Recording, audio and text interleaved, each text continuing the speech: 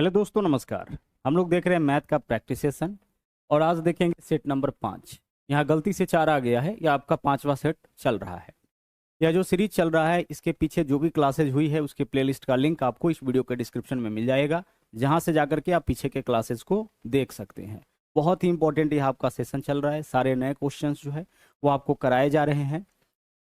साथ ही साथ आप प्ले स्टोर से मैथ्स वाटिका 2.0 इस एप्लीकेशन को डाउनलोड करके हमारे साथ जो हमारा पेड बैच चल रहा है उसको ज्वाइन कर सकते हैं, जहां पे आपको रेलवे के लिए स्पेशल बैच मिल जाएगा, मास्टर बैच, और साथ ही साथ मैथ के लिए एक और आपका फाउंडेशन बैच है जो कि ब्रह्मास्त्र बैच है। तो यह दोनों बैच बहुत ही इंपॉर्टेंट होगा अगर आप बेसिक से मैथ सीखना चाहते हैं। तो देखिएगा यहाँ पे पहला क्वेश्चन क्या है, 15:12 का डुप्लीकेट अनुपात क्या होगा। देखिए, जब आप प्रैक्टिस सेट करते हैं तो उससे क्या होता है कि आपको आइडिया मिलते रहता है कि किस तरह का क्वेश्चन अभी पूछा जा रहा है और हमें उसे बनाना कैसे है। इसमें क्या होता है कि नया नया क्वेश्चन से आपका जो है वह सामना होते रहता है, नए नए टर्म से, नए नए शब्द से जो है मुलाकात होते रहता है। तो इससे क्या होता है कि जब आप एग्जाम में बैठते हैं, जब आप मॉक लगाते हैं, टेस्ट देते हैं, उस समय जो है कोई भी चीज़ आपको नया नहीं लगता है।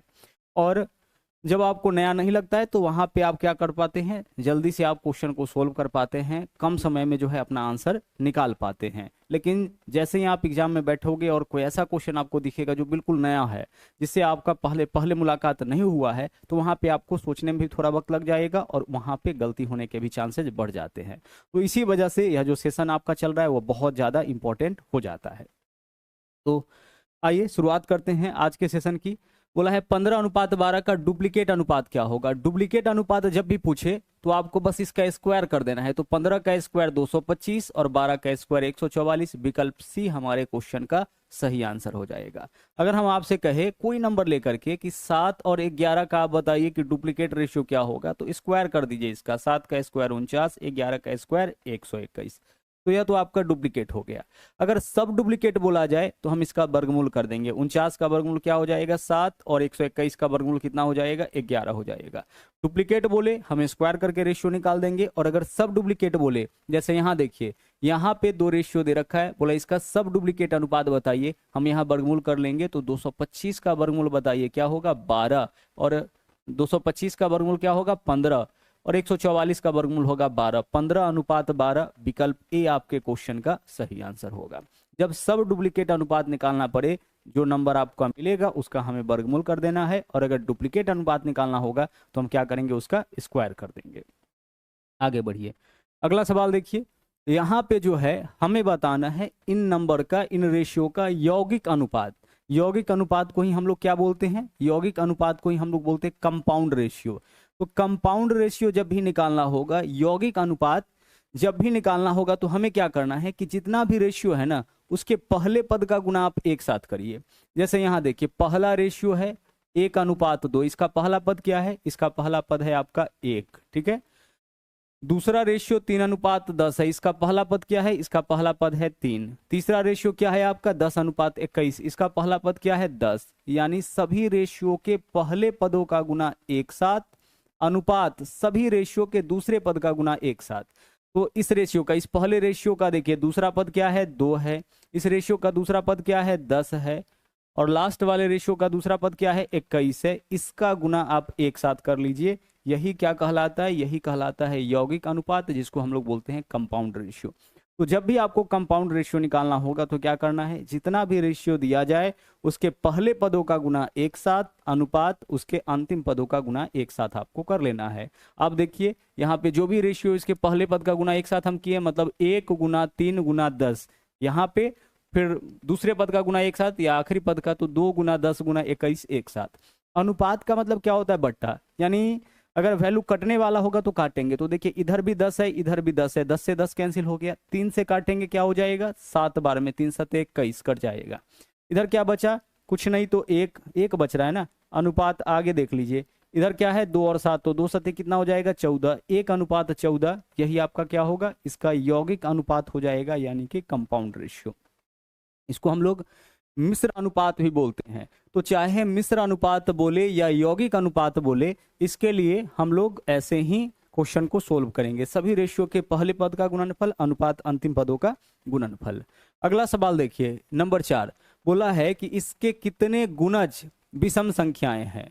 हमें क्या बताना है, इसके कितने गुणक यहाँ पे है, फैक्टर्स जो है वो आपका क्या होना चाहिए, विषम संख्या है, यहाँ गुणज की जगह गुणक गुणक हो जाएगा, ठीक है। तो इसके कितने गुणक जो है वो विषम संख्याएं हैं। यहाँ पे आइए क्वेश्चन को हम आपको समझाते हैं। यहाँ जो नंबर आप देख पा रहे हैं 2 का पावर 9 है, गुणा 3 का पावर कितना है, 3 का पावर 5 है, गुणा आगे देख लीजिए 5 का पावर 4 है, और साथ ही साथ 7 का पावर 6 भी है, यही नंबर है। हमें बताना है इसके कितने गुणक विषम संख्याएं हैं। कितने गुणक विषम संख्याएं हैं कहने का मतलब कि इसका जो है हमें ऑड फैक्टर्स बताना है, विषम गुणनखंडों की संख्या बताना है। गुणनखंड मतलब समझते हैं, जैसे हम आपसे कहे कि आप हमें एक बात बताओ कि 36 का गुणनखंड कौन कौन होगा, तो 36 का गुणनखंड होगा जो भी 36 को काटेगा, जैसे 36 को 1 काटेगा, 2 भी, इसके अलावा 3 4 5 नहीं काटेगा, फिर 6 7 8 9, उसके बाद देख लीजिए 9 के बाद 12, फिर 18 और फिर उसके बाद खुद 36, यह सब नंबर है जो कि 36 को काटेगा। तो यह हो गया 36 का सभी गुणनखंड। यह क्या हो गया, 36 का सभी गुणनखंड। लेकिन हम आपसे यह पूछ ले कि 36 का विषम गुणनखंड बताइए, तो देखिए जो विषम है उसमें से छांट लीजिए, 1 हो जाएगा, 3 होगा, 9 होगा, और बस यही तीनों होगा। तो 36 का विषम गुणनखंड कितना हो जाएगा, 3 हो जाएगा। 36 का अगर आपसे सम गुणनखंड पूछा जाए तो सम गुणनखंड देखिए 1 2 3 4 5 6, 6 इसका सम गुणनखंड हो जाएगा। अगर क्वेश्चन कभी कभी ऐसे भी पूछता है कि ऐसे कितने गुणनखंड है जो पूर्ण वर्ग संख्या है, तो 36 को काटने वाला यही सब नंबर है। इसमें पूर्ण वर्ग कौन कौन है, एक पूर्ण वर्ग संख्या जो किसी के वर्ग करने पर आता है, तो 1 हो गया, 4 हो गया, है ना, इसके अलावा 36 हो गया। तो 1 4 और 36 और 9 भी, 1 4 9 और 36 ऐसा नंबर है जो पूर्ण वर्ग संख्या है, जो परफेक्ट स्क्वायर नंबर है। परफेक्ट स्क्वायर नंबर किसको बोलते हैं, जो नंबर किसी के स्क्वायर करने पर आता है। तो 36 के वैसे गुणक जो कि पूर्ण वर्ग है उसका संख्या कितना हो जाएगा, 4 हो जाएगा। तो इन चारों तरीके का क्वेश्चन यहाँ पे आपसे पूछा जा सकता है। तो अगर क्वेश्चन आपसे पूछा जाए कि इसके विषम गुणनखंड का संख्या बताइए, तो विषम गुणनखंड का संख्या निकालने के लिए हम क्या करेंगे, बेस से तो वैसे भी कोई मतलब नहीं होता है, और जब विषम गुणनखंड निकालना पड़े तो 2 के बेस और पावर दोनों को छोड़ दीजिए, दोनों को मत लीजिए, और बाकी सभी के पावर में एक जोड़िए। 5 है तो क्या लेंगे हम, 6 लेंगे, 4 है तो क्या लेंगे हम, 5 लेंगे, 6 है तो क्या लेंगे हम, 7 लेंगे, और इसको आपस में गुना कर लीजिए। 6 पंचे 30 सते 210, यही आपका क्या होगा, यही आपका होगा इसके विषम गुणनखंडों की संख्या, वैसा गुणक जो कि विषम होगा। कहने का मतलब इसका जो भी वैल्यू होगा, कोई ना कोई तो वैल्यू होगा, जब इन सभी वैल्यू को आपस में गुना करिएगा, सभी मानों को आपस में गुना करिएगा, तो एक बड़ा बहुत बड़ा वैल्यू आएगा। वह जो वैल्यू आएगा उसको काटने वाला कुल मिला के 210 ऐसा संख्या होगा जो कि विषम होगा। अच्छा, मान लीजिए इसमें यह पूछा गया होता कि सभी गुणनखंडों का संख्या, सभी गुणनखंड का संख्या पूछता तो हम क्या क्या करते, बेस को छोड़ देते और सभी के पावर में एक जोड़ते। जैसे 9 है ना, यहाँ 10 लेते, 5 के जगह क्या लेते, 6 लेते, 4 है तो यहाँ 5 लेते, और 6 है तो 7 लेते। इन सबको अगर हम आपस में गुना कर दे तो इससे क्या निकलेगा, सभी गुणनखंडों की संख्या। तो सभी गुणनखंडों की संख्या निकालने के लिए बेस का तो कोई रोल होता नहीं है, बेस बस अभाज्य संख्या में होना चाहिए। तो 2 अभाज्य है, 3 अभाज्य है, 5 अभाज्य है, 7 अभाज्य, अभाज्य में होना चाहिए, फिर बेस से कोई मतलब नहीं। सभी के पावर में एक एक जोड़कर आपस में गुना, तो 9 और 1 10, 5 और 1 6, 4 और 1 5, 6 और 1 7, इसको आपस में गुना करेंगे, इससे क्या निकलेगा, इससे निकलेगा सभी गुणनखंडों का संख्या।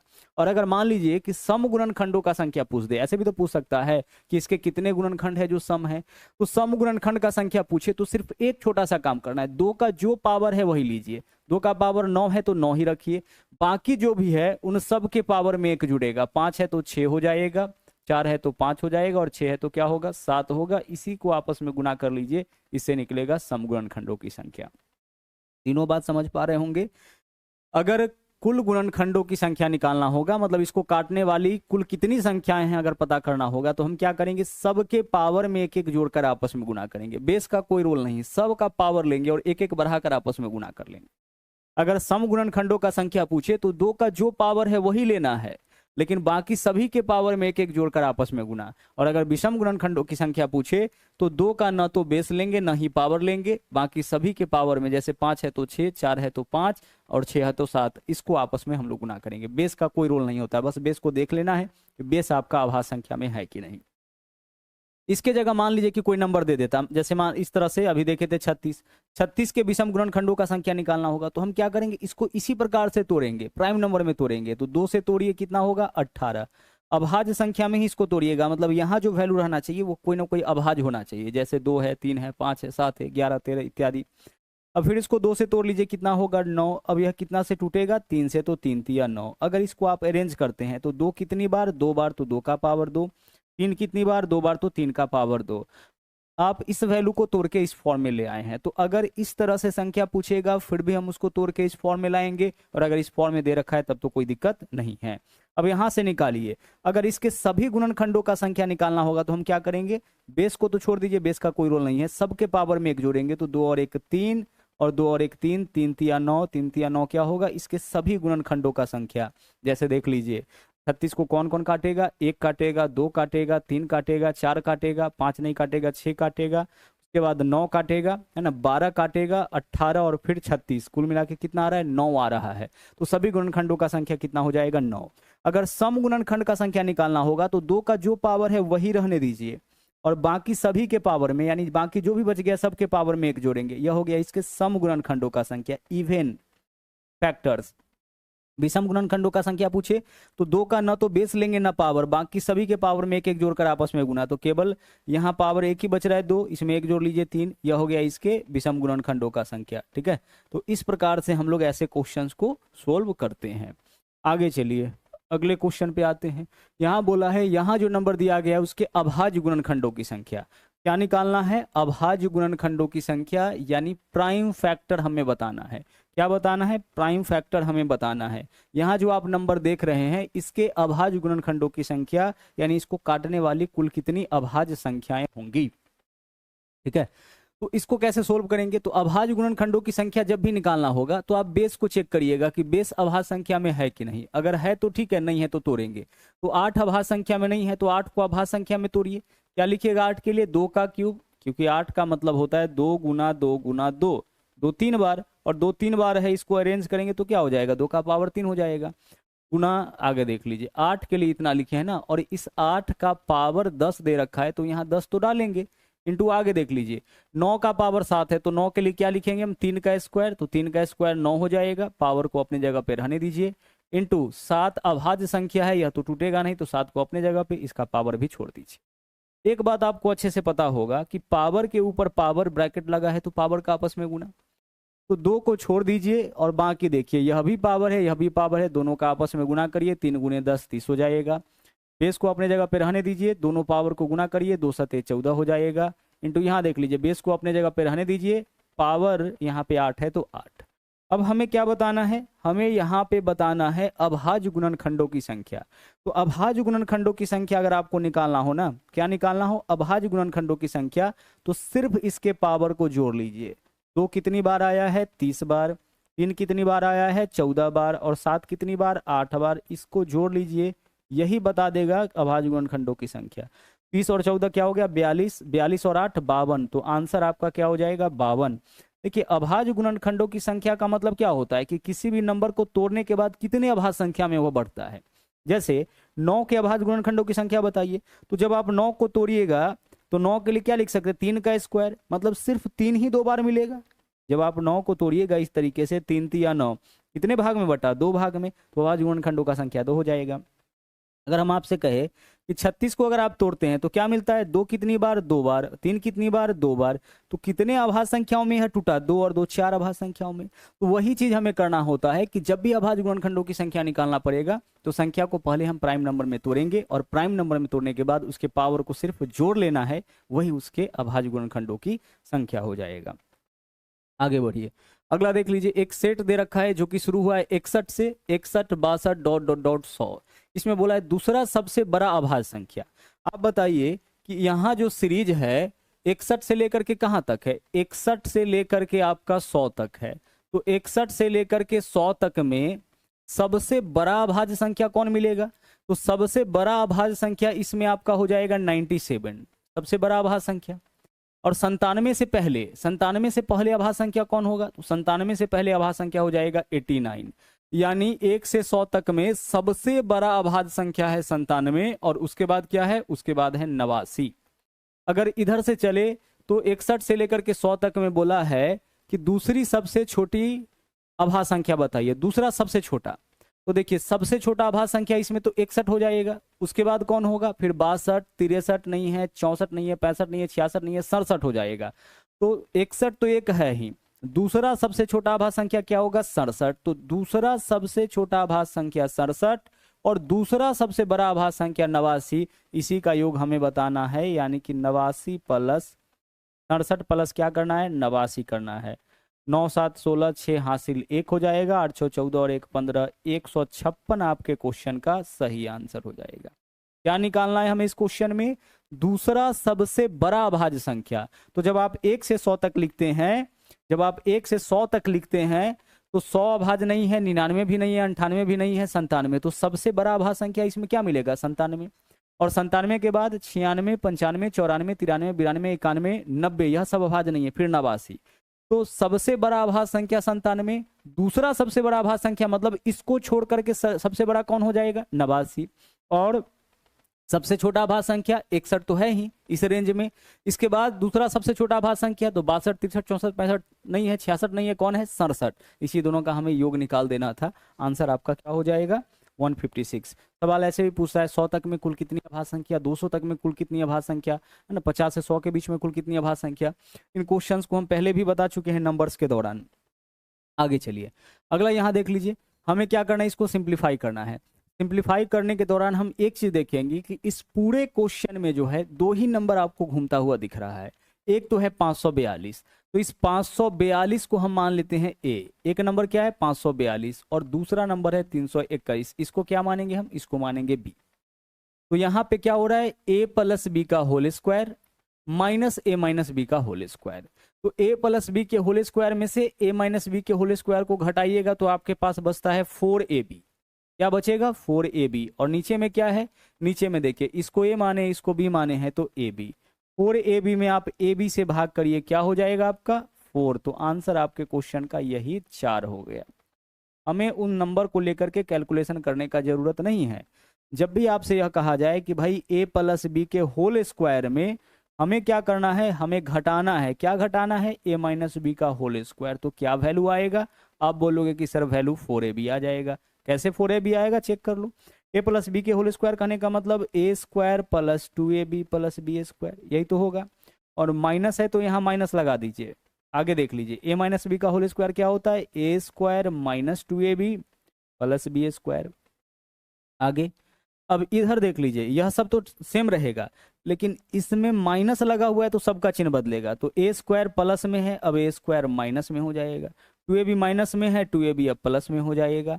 और यहाँ बी स्क्वायर प्लस में है, बी स्क्वायर माइनस में। ब्रैकेट के बाहर माइनस होने का मतलब है कि सबका चिन्ह बदलेगा। और यह माइनस किसके साथ है, माइनस बी के होल स्क्वायर के साथ। तो ये माइनस बी का के होल स्क्वायर का जो भी मान होगा सबका चिन्ह यहाँ पे बदलेगा। अब ए स्क्वायर प्लस में इधर माइनस में, बी स्क्वायर प्लस में इधर माइनस में, क्या बचा 2ab प्लस 2ab 4ab। तो इस वजह से डायरेक्ट हम क्या लिखे हैं, ए प्लस बी के होल स्क्वायर में से ए माइनस बी के होल स्क्वायर को घटाइएगा तो 4ab आ जाएगा। तो यहाँ यही तो है ए प्लस बी का होल स्क्वायर, इसमें से ए माइनस बी के होल स्क्वायर को घटाएंगे तो 4ab, यानी 4 गुने 542 गुने 321 और नीचे 542 गुने 321, उससे यह कट जाएगा, क्या बचेगा 4।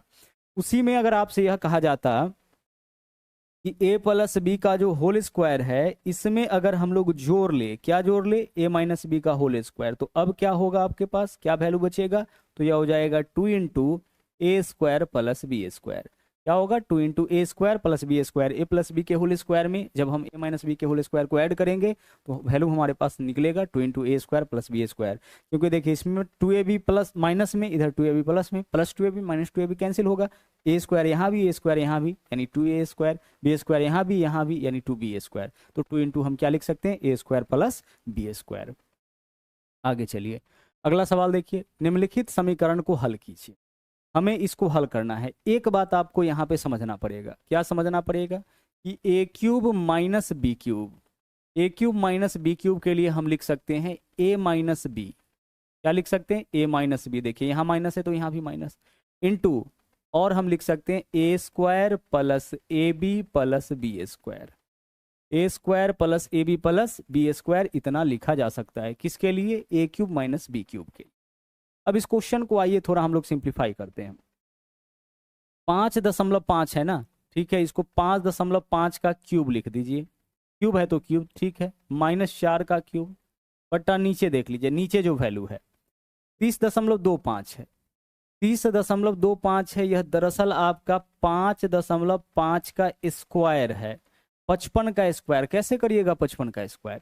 55 का स्क्वायर अगर करना होगा तो जब भी कभी वैसा नंबर मिले जिसके लास्ट में 5 है तो स्क्वायर करने के लिए अपने मन से लिखिए 25 और इसके बाद इस इकाई अंक के लिए और दहाई अंक में इसके अगले अंक से गुना, तो 5 6 के 30, 325 होगा। एक अंक के बाद दशमलव, स्क्वायर करेंगे तो 2 अंक के बाद दशमलव। तो इसको देख के पता लग रहा है। और वैसे भी यहाँ जो नंबर होगा उसी का स्क्वायर। यहाँ पे क्या है, ये जो वैल्यू है आपका 22, यह दरअसल 5.5 गुना 4 है। क्या है? 5.5 गुना 4 और प्लस आप यहाँ देख रहे हैं जो नंबर 16 वह 4 का स्क्वायर है। यह सब चीज हमें कैसे पता चला? तो हमें ऐसे पता चला कि यहाँ देखिए यह a cube minus b cube है तो नीचे a square plus a b plus B square का ही फॉर्म होगा। अब इस पूरे क्वेश्चन में देखिए दो ही नंबर तो आपको दिख रहा है, एक 5.5 इसको क्या मानेंगे? इसको मानेंगे ए, और दूसरा 4 इसको क्या मानेंगे? बी मानेंगे। तो क्या है? ए क्यूब माइनस बी क्यूब। ऊपर में क्या हो गया? ऊपर में आपका हो गया ए क्यूब माइनस बी क्यूब, और नीचे में क्या है? नीचे में आपका जो है a square plus a b plus B square.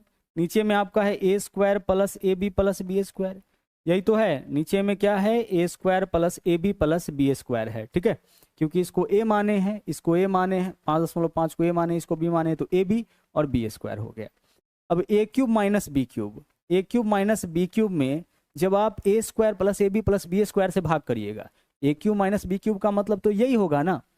तो जब आप इसमें a square plus a b plus B square से इतना से भाग करिएगा तो क्या बचेगा आपके पास? ए माइनस बी, यानी इसका आंसर होगा ए माइनस बी। अब फाइनल कैलकुलेशन कर लीजिए, ए का मतलब 5.5 और माइनस बी का मतलब 4, तो 5.5 में से 4 माइनस करिए, 5 में से 4 माइनस करिएगा 1.5, 1.5 आपका आंसर हो जाएगा। यह पूर्णांक है ना तो पूर्णांक में से घटेगा, तो 5 में से 4 घटाइए, 1 पॉइंट की जगह 0.5 है तो 5, 1.5 आपका आंसर। हमें क्या याद रखना है, ध्यान रखना है कि a cube minus b cube बराबर होता है a minus b into a square plus a b plus B square. तो इस वजह से जब भी हम a cube minus b cube में a square plus a b plus B square से भाग करेंगे तो क्या बचेगा हमारे पास यही बचता है ए माइनस बी। आगे चलिए, यहां देखिए क्या है, ठीक उसी प्रकार का वैल्यू है। देखिए यह ए है तो ए क्यूब, यहाँ पे इसको बी माने तो बी क्यूब, नीचे देखिए ए स्क्वायर बी स्क्वायर, यह किसका मान होगा? यह आपका मान होगा ए बी का। किसका मान हो जाएगा? ए बी का मान हो जाएगा। क्योंकि हमारे पास जो वैल्यू है उसको जरा गौर से देखिए, क्या है हमारे पास वैल्यू? हमारे पास वैल्यू है ए क्यूब, ठीक है, प्लस बी क्यूब। तो a cube plus B cube के लिए हम लिख सकते हैं ए प्लस बी, क्या लिख सकते हैं? A plus b into a square minus a b plus B square, इतना लिखा जा सकता है। अब एक बात आप यहाँ पे देखो, ए क्यूब प्लस बी क्यूब में क्या है वैल्यू आपका? ए क्यूब प्लस बी क्यूब में अगर हम इससे भाग कर दें, क्योंकि बराबर किधर या गुना में इधर आएगा तो भाग में, तो अगर हम भाग कर दे किससे? A square minus a b plus B square से, इस चीज को हम उल्टा भी लिख सकते हैं, a square plus B square minus a b से, तो क्या बचेगा हमारे पास बच जाएगा ए प्लस बी। तो वही चीज तो है यहाँ पे, देखिए इसको ए माने इसको बी माने, तो a cube plus B cube में a square plus B square minus a b, इससे भाग करने पर ए प्लस बी, यह ए प्लस बी का ही तो मान है, 17 प्लस 7 24, यानी ए प्लस बी ही तो है। तो ए प्लस बी कब बचेगा? जब नीचे में होगा a square plus B square minus a b, तो a square plus B square है, एक्स का मान ए गुना बी के बराबर होगा, तो ए के जगह 17, बी के जगह 7, 17 गुने 7 कितना हो जाएगा? 119 हो जाएगा। विकल्प सी आपका आंसर हो जाएगा। यहाँ आपका 119 होगा, तभी तो a square plus B square minus a b होगा, और a cube plus b cube में a square plus B square minus a b से भाग करेंगे तभी तो ए प्लस बी यानी 17 प्लस 7 24 आएगा। तो यहाँ एक्स का जो वैल्यू होगा 119। अलग अलग एग्जामों में यह क्वेश्चन आपको जो है वो देखने को मिला है, बहुत इंपॉर्टेंट है, ध्यान रखिएगा। आगे यहाँ चलिए, इस वाले क्वेश्चन में क्या है? 4a प्लस 3b बराबर 2c है। हमें क्या बताना है? 4a cube plus 3b cube plus -2c³ का मान क्या होगा।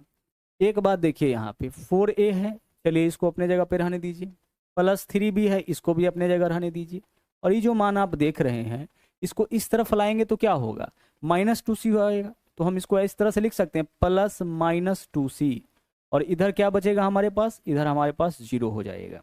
अगर इस वैल्यू को जो 2c आप देख पा रहे हैं बराबर के दाईं ओर है, बाईं ओर लाएंगे तो -2c होगा। तो -2c होगा, तो यहाँ पे हम प्लस रहने दिए, यहाँ माइनस अंदर ब्रैकेट में कर दिए, प्लस माइनस यहाँ फिर से माइनस ही हो जाएगा। ऐसा क्यों किए, ऐसा इसलिए किए क्योंकि इसको मान लिए हम a, इसको मान लिए हम b, और c का मान हमारा कंप्लीट -2c है। तो जब भी a + b + c बराबर 0 होता है ना, उस केस में a³ हमें मान किसका निकालना है, a³ यानी कि 4a का होल क्यूब प्लस b³ यानी 3b का होल क्यूब, यही तो है, प्लस c³ यानी -2c के होल क्यूब, इसका मान बताना है। तो इसका मान क्या होगा, देखिए a³ + b³ + c³, इसका मान क्या होगा 3abc के बराबर। तो 3 गुना a का मान कितना है 4a, इंटू b का मान कितना है 3b, इंटू c का मान क्या है -2c। आपस में गुना करिए जो भी नंबर है पहले उसको, तो 3 चौके 12 या 36 गुना 72, माइनस है तो माइनस, -72, देखिए माइनस है तो माइनस लगा दिए, 3 चौके 12 या 36 गुना 72। वेरिएबल देखिए क्या है ए बी सी, तो ए बी सी -72 गुने ए बी सी, हमारा आंसर यही होगा विकल्प ए। ऐसा क्यों किए, तो एक फॉर्मूला बहुत ही इंपॉर्टेंट है जो आगे बहुत काम आएगा आपका, a + b + c बराबर 0। अगर कभी भी a + b + c बराबर 0 है, उस केस में ना a³ + b³ + c³ का जो मान होता है वह 3abc के बराबर हो जाता है। तो यहाँ भी तो वही चीज था, a + b + c, इसको a माने, इसको b माने, इसको c माने, तो a + b + c बराबर 0। तो अगर हम इसके क्यूब का मान पूछे कि a³ + b³ + c³ तो क्या होगा 3 गुने abc के बराबर, तो a के जगह इतना, b के जगह इतना, c के जगह इतना, सोल्व किए, मान हमारा आ गया -का